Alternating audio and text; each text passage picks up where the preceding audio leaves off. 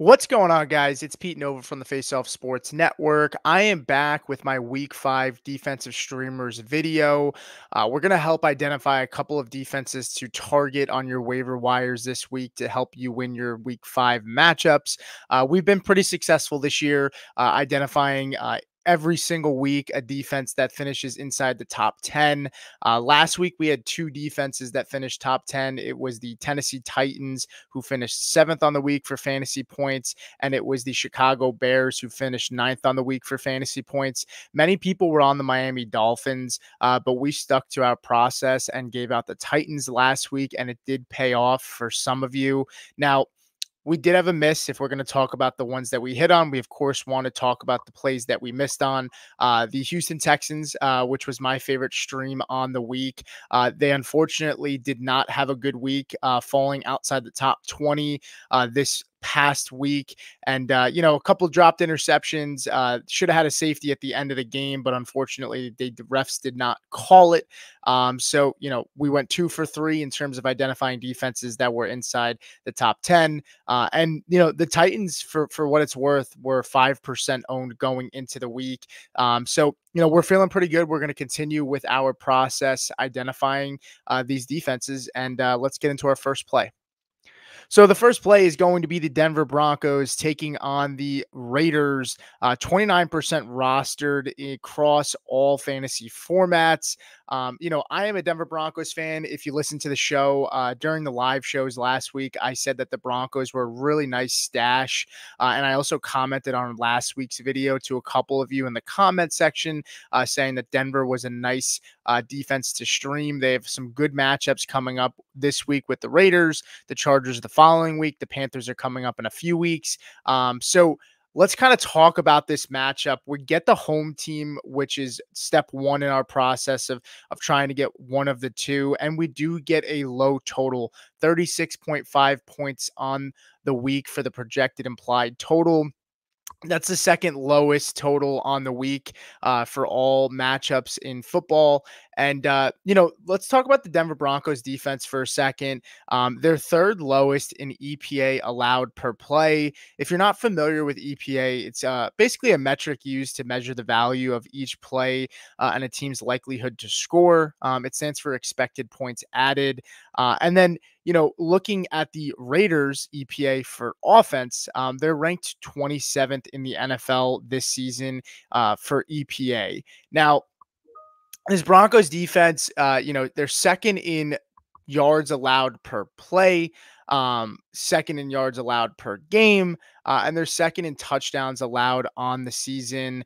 They went up against a Jets offense that was extremely hot, coming off of a nice win in prime time. The Jets had 10 days to prepare for this Denver Broncos defense that was missing its leader, Alex Singleton, in the middle of the defense.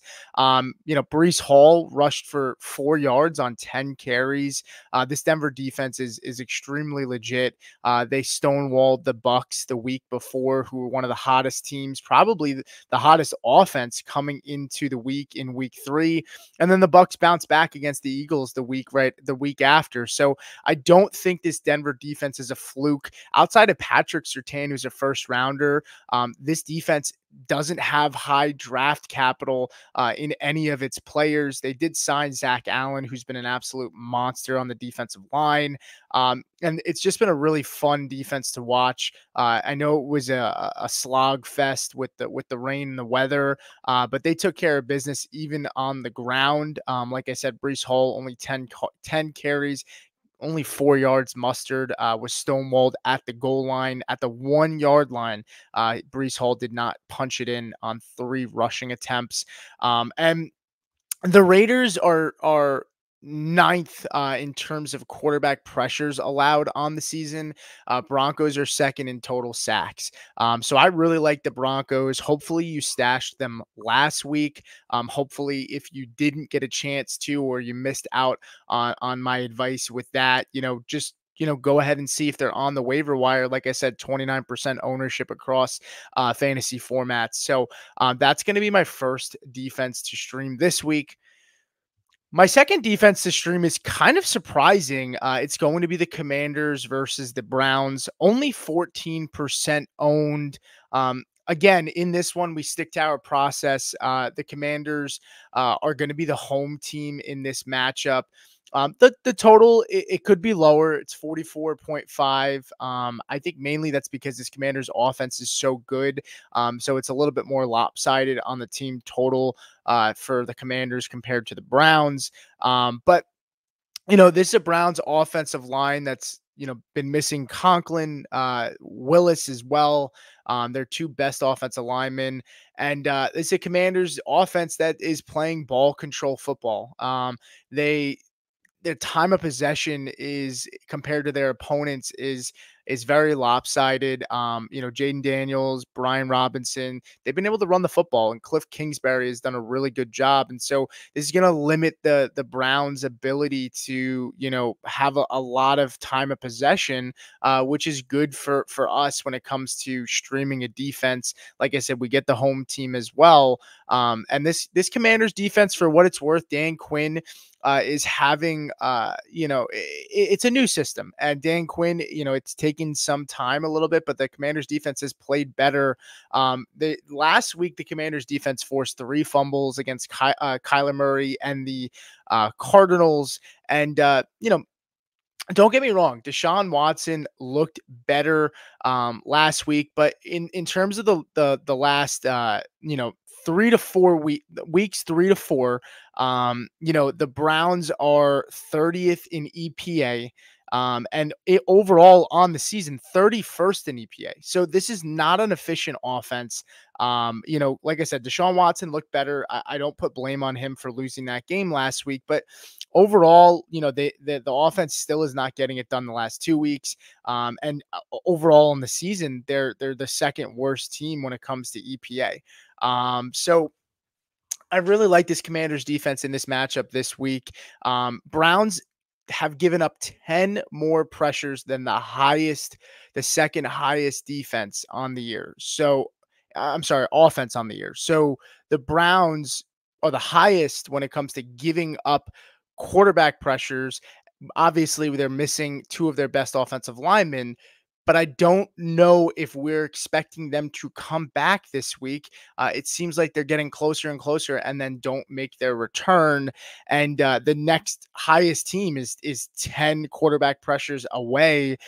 So I expect this Commanders defense to give Deshaun Watson some issues. Deshaun Watson was sacked 3 times last week.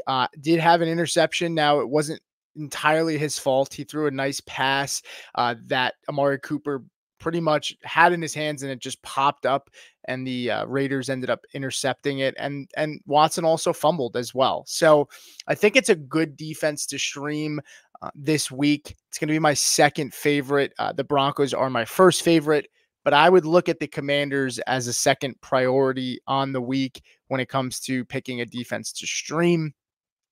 My third defense to stream this week is going to be the New England Patriots taking on the Miami Dolphins. We get the home team here and we get the low total. The Dolphins and the Patriots game, 35.5, which is the lowest implied total on the week per DraftKings Sportsbook.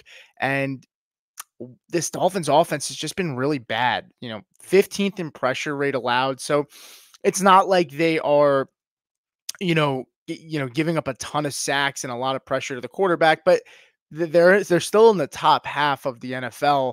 And for what it's worth, this is a divisional game. These divisional games end up being, tight, and I don't expect either of these offenses to be great this week. But when you look at EPA, over the last 2 weeks since Tua Tagovailoa has been out, the Dolphins are the lowest in the NFL for EPA. So this is not a good offense.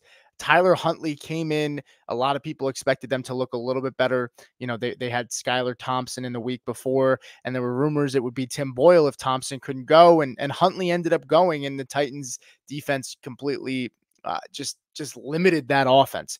Over the last 2 weeks, this offense has scored 15 points total in 2 games, with Tua Tagovailoa being out.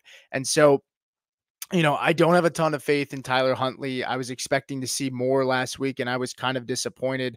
I never thought I would be sitting here this season saying I was disappointed in Tyler Huntley. But this is a nice defense to take a look at. 27% ownership. It would be my third defense that I would stream this week. I would even consider them. They're pretty much dead even, actually. Now that I think about it, they're pretty much dead even with the Commanders in terms of priority. I would just pick your flavor. I think this defense gives a better floor, a safer floor than the Commanders, just because there's going to be lower points, lower yardage given up. I think the Commanders provide a little bit more upside. The Patriots defense hasn't been great the last 2 weeks. They went against the 49ers and they also went up against the Jets. So two good offenses. But prior to that, they looked good. The Patriots defense, they looked pretty solid. Now they've also played really good offenses to start the year. They played Seattle, they played the Bengals, who they held the Bengals to pretty much nothing week one. They held Seattle. I wouldn't say held them, but they played against Seattle, which is another good offense. They played the Jets and then they played the 49ers. So, this is a nice spot for the Patriots defense to get right. And I think it provides a really solid floor this week if you're looking to stream a defense. But that's going to do it for me, guys. Continue to ask questions in the comments. I'm happy to answer them.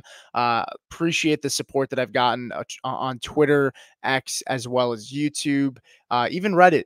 So, continue to plug into these videos, like us, subscribe, send us your comments and questions. I'll be happy to answer them. But that's going to do it for me, guys. Good luck with your matchups this week, and I'll see you next time.